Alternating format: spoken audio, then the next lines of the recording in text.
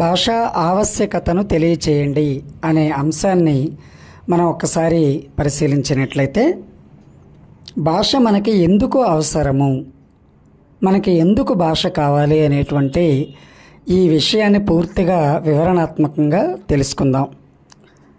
ఒక వ్యక్తి తన మనసులో ఉండే భావాలను ఎదుటి వాళ్ళకి తెలియచేయాలంటే ప్రధానంగా ఉపయోగపడేటువంటి సాధనమే భాష. ఈ భాష వల్ల మనం మాట్లాడచ్చు, అవతల వాళ్ళతో మాట్లాడించవచ్చు, ఎదుటి వాళ్ళ యొక్క అభిప్రాయాలని, వాళ్ళ భావాలని పూర్తిగా మనం తెలుసుకోవచ్చు. విద్యార్థులారా, తెలుసుకోవటమే కాదు, ఎదుటి వాళ్ళకి తగిన విధంగా మనం మన ప్రవర్తనని మార్చుకోవచ్చు. అంటే ఈ భాష వల్ల మనకి జ్ఞానము, విజ్ఞానము కలుగుతాయి. దీనివల్ల మనం ప్రగతిని సాధించడానికి భాష ఎంతగానో మనకి దోహదపడుతుంది. కాబట్టి మానవ జాతి గొప్ప అభివృద్ధిని సాధించాలి అంటే భాష అనేటువంటిది చాలా అవసరం.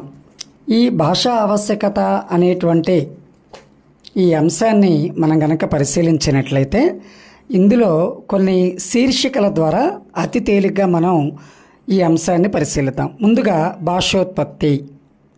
ఇది మనకి ఒక సైడ్ హెడ్డింగ్ లాగా మీరు గమనించండి. భాషోత్పత్తి అంటే ఏమిటి అర్థం? ప్రపంచంలో ఎప్పటికీ ఈ భాష ఎప్పుడు పుట్టింది, అంటే తొలి భాష ఎప్పుడు పుట్టింది, ఎక్కడ పుట్టింది అనేటువంటి విషయాల మీద ఇంకా పరిశోధనలు జరుగుతూనే ఉన్నాయి. విద్యార్థులారా, చాలామంది భాషా శాస్త్రవేత్తలు చెప్పిన మాట ఏమిటంటే, ప్రపంచంలో మొట్టమొదట ఒకే భాష ఉండేదని, అదే కాలక్రమంలో అనేక భాషలుగా విస్తరించిందని, ఇలా ఒక భాష అనేక భాషలుగా విస్తరించటాన్నే ఏకమూల భాషావాదము అంటారని మన భాషా శాస్త్రవేత్తలు తెలియజేయటం జరుగుతోంది. అంటే విద్యార్థులారా, మీరు గమనించాల్సిన అంశం ఏమిటంటే, పూర్వం ఈ సృష్టి మొదట్లో ఒకే ఒక్క భాష ఉంది. ఆ ఒక్క భాష నుండే అనేక భాషలు కాలక్రమంలో మానవులు తయారు చేసుకున్నారు లేదా సృష్టించుకున్నారు అనే విషయాన్ని మనం ఇక్కడ గమనించాలి. ఎందుకని? వాళ్ళ అవసరాల కోసం. తరువాత శీర్షిక, తరువాత సైడ్ హెడ్డింగ్ కనుక మనం గమనించినట్లయితే, భారతదేశంలో ఉన్నటువంటి భాషలు. ప్రపంచవ్యాప్తంగా 6000 భాషలు మనకు కనిపిస్తూ ఉంటే, మన భారతదేశంలోనే 1652 భాషలు మాట్లాడే ప్రజలు ఉన్నారంటే నిజంగా మనకి ఆశ్చర్యం కలుగుతుంది. అయితే ప్రపంచంలో ఉన్నటువంటి భాషలన్నింటినీ 10 భాషా కుటుంబాలుగా విద్యార్థులారా విభజించడం జరిగింది. అయితే మన భారతదేశంలో ఉన్నటువంటి 1652 భాషల్ని 4 భాషా కుటుంబాలుగా విభజించారు. మరి మనం తెలుగు వాళ్ళం కదా, మన తెలుగు భాష ఏ కుటుంబానికి చెందింది? ద్రావిడ భాషా కుటుంబానికి చెందినది. గుర్తుపెట్టుకోండి విద్యార్థులారా, మన తెలుగు ద్రావిడ భాషా కుటుంబానికి చెందిందని మనం తెలుసుకోవచ్చు. మరి మన భారతదేశంలో 1652 భాషలు ఉన్నాయి కదా, కానీ మన భారతదేశ ప్రభుత్వం వీటిల్లో 18 భాషల్ని మాత్రమే అధికార భాషలుగా గుర్తించింది. అంటే అధికార భాషలు అంటే ప్రభుత్వానికి సంబంధించినటువంటి కార్యకలాపాలన్నీ ఏ భాషలో మనం ప్రజలకు తెలియచేస్తామో ఆ భాషనే అధికార భాష అంటారు. ఇలా 1652 భాషలు ఉన్నప్పటికీ 18 భాషల్ని మాత్రమే మన భారతదేశం అధికార భాషలుగా ప్రకటించి మన భారత రాజ్యాంగంలో 85వ షెడ్యూల్లో వీటిల్ని పొందుపరచడం జరిగింది. అయితే విద్యార్థులారా, ఒక్కసారి 18 భాషల పేర్లు కూడా మనం గమనిద్దాం. తమిళం, కన్నడం, మలయాళం, తెలుగు, పంజాబీ, మరాఠీ, బెంగాలీ, హిందీ, ఉర్దూ, ఒరియా, కాశ్మీరీ, గుజరాతీ, సంస్కృతం, అస్సామీ, సింధీ, కొంకణి, మణిపురి, నేపాలీ.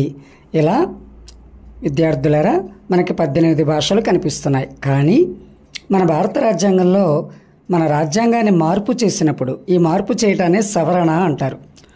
మనకి మొట్టమొదట 15 భాషలను మాత్రమే అధికార భాషలుగా ప్రకటించారు. అంటే తమిళం నుండి సింధీ వరకు.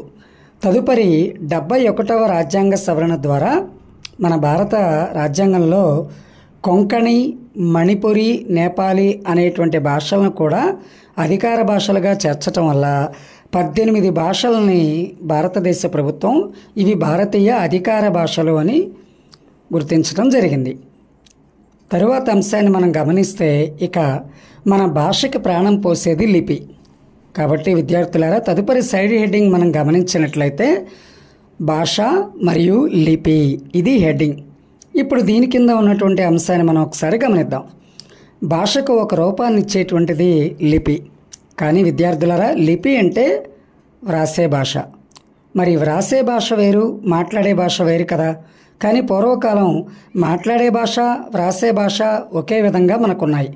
కానీ కాలక్రమంలో ఏమైందంటే మాట్లాడే భాష ఒకలా తయారైంది, వ్రాసే భాష ఇంకోలా తయారైంది. కానీ ఇంకా కాలక్రమంలో మాట్లాడే భాషలో కూడా అనేక భేదాలు వచ్చేసాయి. ఉదాహరణకి, ఒకే వ్యక్తి తన ఇంట్లో ఉన్నటువంటి అమ్మా నాన్నతో ఒకలా, చిన్నపిల్లలతో ఒకలా, తన స్నేహితులతో ఒకలా, బంధువులతో మరోలా, అధికారులతో ఇంకోలా మాట్లాడుతూ ఉంటాడు. ఇది వ్యక్తిపరంగా మనం మాట్లాడేటువంటి భాషలో చూసే భాషాభేదం. తర్వాత మీరు గమనించినట్లయితే మనకి కథలు, నవలలు, కవితలు ఇలాంటి సాహిత్య ప్రక్రియలు ఉంటాయి. మరి సమాజంలో రోజువారీ వ్యక్తులు మాట్లాడుకునే భాష వేరు, అంటే సామాజిక భాష వేరు. కానీ ఇలా కథలు, నవలలు, కవితలు, పాటలు అంటే సాహిత్యంలో కనిపించే భాష కూడా వేరే భాషగా కనిపిస్తుంది. గమనిస్తున్నారా విద్యార్థులారా? అంటే సామాజిక భాష వేరు, సాహిత్య భాష వేరు. తర్వాత చదువుకున్న వాళ్ళని మనం విద్యావంతులుగా మాట్లాడుకున్నట్లయితే, విద్యావంతులు మాట్లాడే భాషకి అసలు చదువులేని నిరక్షరాస్యులు మాట్లాడే భాషకు కూడా చాలా తేడా ఉంటుంది. ఇది ఒక భేదంగా మనం చూడొచ్చు. తదుపరి ఇక ప్రాంతాలకు చెందినటువంటి భాషా భేదాలు. శ్రీకాకుళం భాష యొక్క యాస ఒకలా ఉంటుంది, రాయలసీమ భాష మరోలా ఉంటుంది, ప్రకాశం భాష మరోలా ఉంటుంది, గుంటూరు కృష్ణా భాష అదోలా ఉంటుంది, మరి గోదావరి జిల్లా భాష మరోలా కనిపిస్తుంది. ఇలా మనకి ప్రాంతాలను బట్టి కూడా భాషా భేదాలు కనిపిస్తున్నాయి. కాబట్టి విద్యార్థులారా, ఎన్ని రకాల భేదాలు మనకి కనిపిస్తున్నా అంటే వ్రాసే భాషగా, మాట్లాడే భాషగా, వ్యక్తిగతంగా మాట్లాడే భాషగా, సామాజిక భాషగా, సాహిత్య భాషగా, చదువుకున్న వాళ్ళ భాషగా, చదువులేని నిరక్షరాస్యుల వాళ్ళ భాషగా, మరి అదేవిధంగా ఎన్ని రూపాల్లో మనం భాషను గమనించినా కూడా విద్యార్థులారా, భాష యొక్క అంతిమ ప్రయోజనం, అంతిమ లక్ష్యం ఏమిటంటే మనిషి యొక్క మనసులో ఉండే భావాలను ఎదుటి వాళ్ళకి తెలియచేసి మానవుడి యొక్క అభివృద్ధికి ఉపయోగపడటమే. కాబట్టి భాష యొక్క అంతిమ ప్రయోజనం మానవుడి యొక్క, తద్వారా సమాజం యొక్క అభివృద్ధిని కలిగించటమే. ఇది భాషా ఆవశ్యకత అనేటువంటి అంశం. ధన్యవాదాలు.